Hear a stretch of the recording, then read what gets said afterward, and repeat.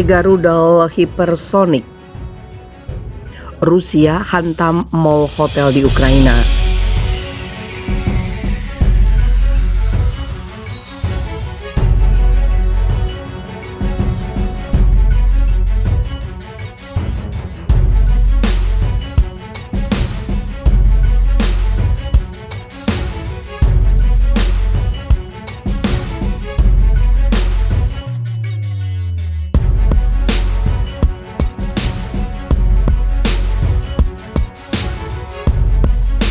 Sebuah pusat perbelanjaan dan dua hotel di kota pelabuhan Odessa, Ukraina, bagian selatan terkena serangan rudal Rusia. Dilaporkan bahwa sedikitnya 3 rudal hipersonik baru buatan Rusia menghantam infrastruktur publik tersebut. Seperti dilansir CNN, Selasa 10 Mei, juru bicara otoritas militer regional Odessa, Sergei Bratchuk, menuturkan bahwa 3 rudal Kinzhal, rudal hipersonik terbaru Rusia, ditembakkan dari sebuah pesawat dan mengenai target infrastruktur pariwisata. Serangan itu dilaporkan terjadi pada Senin 9 Mei waktu setempat. Bratchuk menyatakan ada 2 orang yang harus dirawat di rumah sakit akibat serangan rudal Rusia itu. Namun kondisi luka-luka dialami kedua orang itu tidak dijelaskan lebih lanjut. Dalam pernyataannya, Bratchuk tidak mengidentifikasi secara spesifik target serangan. Namun CNN telah melakukan geolokasi dan memverifikasi keaslian 2 video yang beredar di media sosial yang menunjukkan kerusakan signifikan pada sebuah hotel di desa Zatoka. Salah satu video bahkan pertama kali dirilis oleh Dewan Kota Odessa sendiri. Ini menjadi hotel kedua di kawasan Odessa yang terkena serangan pada Senin 9 Mei waktu setempat. Tidak diketahui secara jelas mengapa 2 hotel itu diserang atau berapa banyak orang yang tinggal di dalam hotel saat serangan terjadi. Menurut Komando Operasional Selatan Angkatan Bersenjata Ukraina, sebuah pusat perbelanjaan juga terkena serangan 7 rudal. 5 orang dilaporkan luka-luka, 1 orang tewas akibat serangan itu.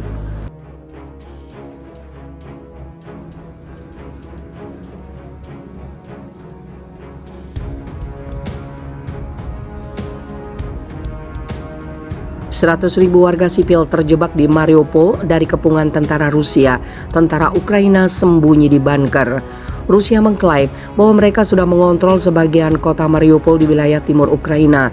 Wali kota Mariupol mengklaim setidaknya sebanyak 100.000 warga sipil masih terjebak di dalam kepungan tentara Rusia. Sementara itu, tentara Ukraina dan tentara Azov bersembunyi di kawasan pabrik baja di Mariupol yang diklaim memiliki bunker dan tempat persembunyian yang aman dari kepungan tentara Rusia.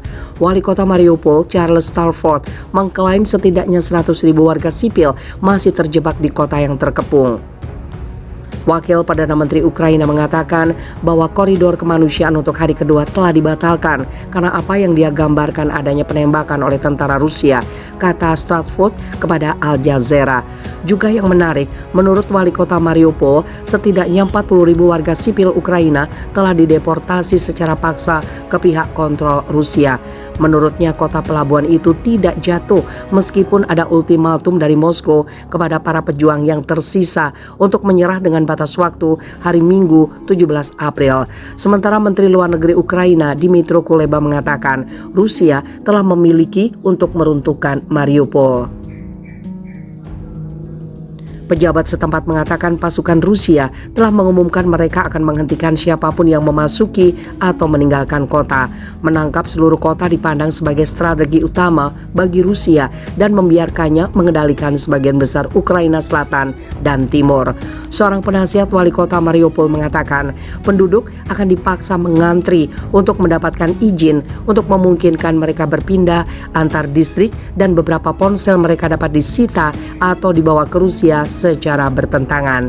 Petro Andriuzenko juga mengatakan Rusia menahan sedikitnya 20.000 warga Ukraina di kamp penyaringan di luar Mariupol. Dalam sebuah wawancara dengan jaringan Amerika Serikat ABC, Shimhal mengatakan tenggat waktu Rusia bagi pasukan Ukraina di Mariupol untuk menyerah pada hari Minggu telah diabaikan. Militer Rusia mengatakan mereka menguasai hampir semua Mariupol, sementara Batalion Azov Ukraina masih bertahan di Azovstal, sebuah pabrik baja besar yang menghadap ke Laut Azov. Dilaporkan bahwa pabrik baja tersebut memiliki bunker nuklir dan terowongan yang dibangun sebagai antisipasi jika menghadapi perang nuklir.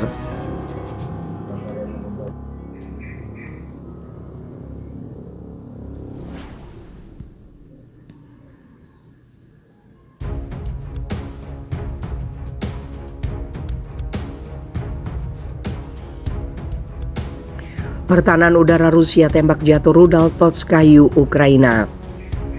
Pertahanan udara Rusia pada hari Selasa 3 Mei menembak jatuh rudal Totskayu, Ukraina dan mencegat 9 roket Smed di atas Republik Rakyat Donetsk dan wilayah Kharkov. Hal itu diungkap juru bicara Kementerian Pertahanan Rusia, Igor Konazenkov. Pertahanan udara Rusia di daerah Rudnya, wilayah Chernigov, menembak jatuh sebuah pesawat tidak berawak Ukraina di daerah Novaya Dmitrovka. Satu rudal balistik Totskayu ditembak jatuh dalam penerbangan, kata Konazenkov seperti dikutip dari TASS. 9 roket yang ditembakkan dengan beberapa peluncur Smed dicegat di udara.